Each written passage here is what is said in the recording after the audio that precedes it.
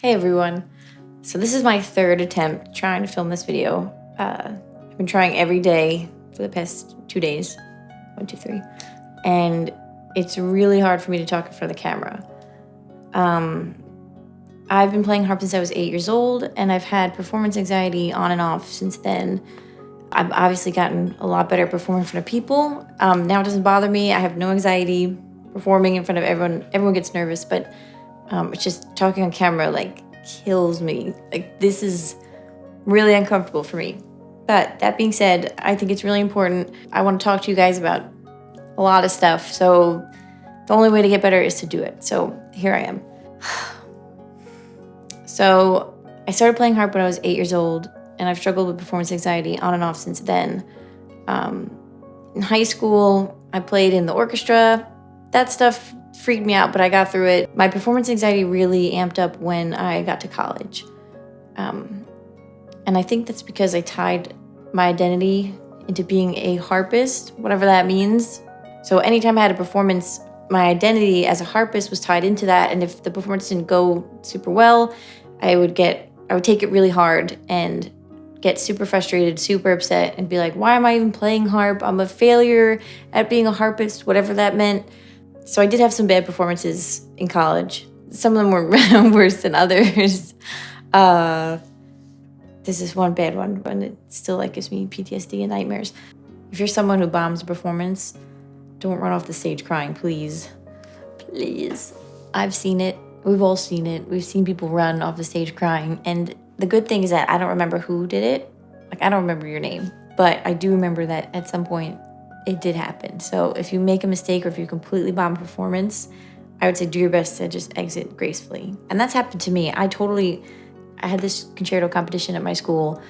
I auditioned for it, and 5 minutes before I was about to go on, someone told me that you needed an accompanist. You needed someone to accompany you in the piece. And I had it memorized, I had it prepared, but I didn't have an accompaniment. So I freaked out. I ran around Hunter College, and I was like, anyone know how to play a Handel concerto in B-flat major, please? And this really, really nice pianist was like, yes, I can sight read it for you, I'll do it. She was amazing. It was my fault. The harp wasn't in tune to the piano, or the piano wasn't in tune, something was off. So I started the piece great. It was awesome. I'm playing, and then the piano part comes in. Oof. When the piano came in, it was rough, but not her fault. But the dissonance, completely made me lose my concentration and focus. So I had no idea what was happening. All I could focus on was the piano sound being dissonant with the harp. So I was bombing it. So I just put the harp down gracefully, and I was like, thank you so much for listening, everybody. I think that's the end. I think we're gonna stop there. And sitting in the audience was my orchestra conductor, all my music teachers, the worst bunch of people that you can get together in a room to watch you bomb a performance.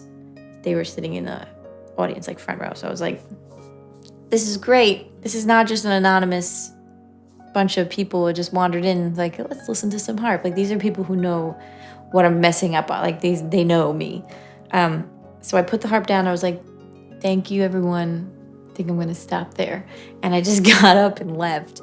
And I walked out, and I just left the harp there. I was like, I'll take it later. I was the last person to audition. So I just walked out, and I didn't cry. I just I was like, just walk to the nearest bathroom, and then you cry. So that's also another tip. Cry in the bathroom and lock the door. After a performance, if it didn't go as well as I wanted it to, or if it was a total mess, I would take it really hard and find the nearest bathroom and just sit in there and cry. One time I locked myself I thought I locked myself in the bathroom. I was in the bathroom crying over the sink, just mascara running, a mess. And some poor girl opened the door. I thought I locked it, but some girl opened the door, and I looked at her. I was like, get out of here. I felt so bad. I hope she's okay. I hope if you're watching this, I hope you're okay and you don't remember me. I struggle with performance anxiety so much that in college, when I was studying music in music school, I was like, maybe I should quit. I don't know. Don't give up, because I know another musician who went to music school. He got his degree in music, and then he bombed a couple performances and then was like, I guess I'm not meant to be a musician. I'll go get another major. And he just like started over. That's crazy. Like, if you love music, keep going. Keep on it. Don't give up. If you love music and you want to be a musician, or you are a musician, keep going. So something that really helped me was going to therapy. And I saw a therapist when I was in college for performance anxiety. And it really helped me a lot because my therapist, who's awesome, amazing, he sat me down and we were talking about performance anxiety and where it comes from. And my therapist started asking me some questions. So the first one was, he sat me down and he said, okay, Emily, let's say you bomb a performance, right? What's the worst thing that can happen? Say you totally, nothing's right. You just bomb it, right? So what then? What now? And I was like, well, the people watching me are going to judge. They're not going to like me. They're going to say, oh my God, she sucks. And then he was like, okay, so maybe the audience thinks you're terrible. Maybe they think you suck. And so what? I was like, well, they're not going to like me. Then they're not going to hire me. Like, I'm going to be terrible. They're never going to want anything to do with me. And he was like, okay, so the audience who saw your bomb performance doesn't want anything to do with you. So what? I was like blasphemy. I want everyone to like me. And that was it. Because I was like, I want everyone to like me. And I think that's something that you really need to work on letting go of. Is that grammatically right? You need to work on letting that feeling of everyone needs to like me go, because no one's perfect. And it's actually more human. I think it's more human when we see someone who's vulnerable and just completely themselves than when you say like, oh, I am a harpist and I am going to play this Bach piece for you. Like, it's so not authentic. Like, it's like, I am totally removed from you and I have a harp that's like $100,000 and you don't. So here we go. I'm going to play this piece for you and you're going to be quiet and listen to it. But basically, like, when you're human and you're vulnerable and you let people know, like, hey, like, everyone makes mistakes. I don't know. I connect more with that. I've read pretty much every self-help book in the library by this point, I think. This one helped me in particular. It's called Who Ordered This Truckload of Dung? And the first story, I think it's the very first story, this guy is building a wall for his monastery out of bricks. And he wants to do it perfectly because he really cares about it. And he's, laying the bricks really carefully. And everything turns out really super well except for 2 bricks in the wall. And he's like, no, the whole wall's ruined. He cannot see anything else except those 2 bricks. But there are 998 great ones. So when visitors come visit the monastery, he's like, don't look too close. Like, let's keep going. Like, I built this wall, but it's not a big deal. So one day he gets a visitor that's like, wow, this wall is beautiful. And he's like, yeah, I built it, but like, it's not perfect. And he's like, what do you mean it's not perfect? And the guy's like, oh, well, there's 2 bricks in here that are like really, really not straight. They're really crooked. And the guy was like, all I can see is a beautiful wall. Like, yeah, there might be 2 bricks that are not perfect, but there's 998 great ones. So the point of that story is that this helps me a lot because I think about it when I'm doing a recording or I'm doing a performance. If I make a mistake, but I get the feeling of the piece correct, and most of it is good. Let's just say like I hit a string weird or there's a weird string buzz at some point. If the rest of the piece is great, I always say 998 bricks. Because I feel like if you're a perfectionist, where's the line really that you're gonna be? If you have to get every single note exactly correct and you can't hit any other string. Like, you have to see the piece as a whole. And a lot of people don't even really notice the mistakes that you make. I know that we do because we know.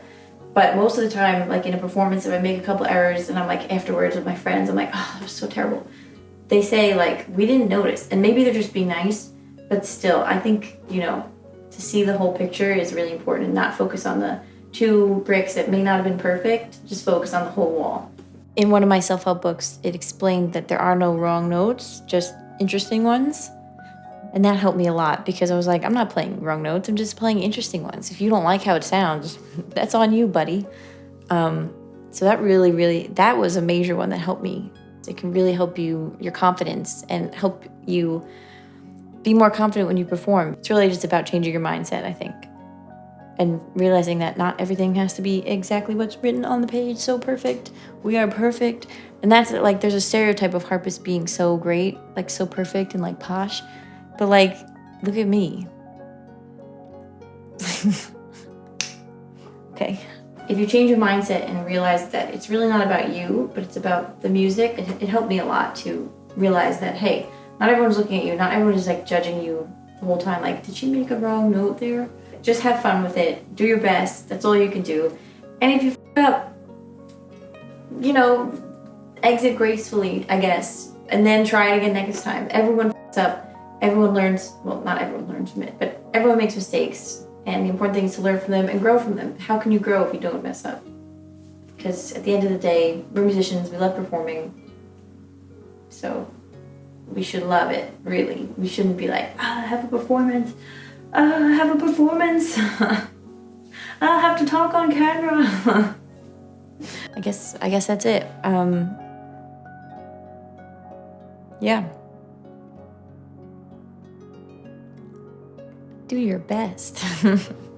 I hate the endings that are like and subscribe. If you enjoyed this video, smash that like button, subscribe below.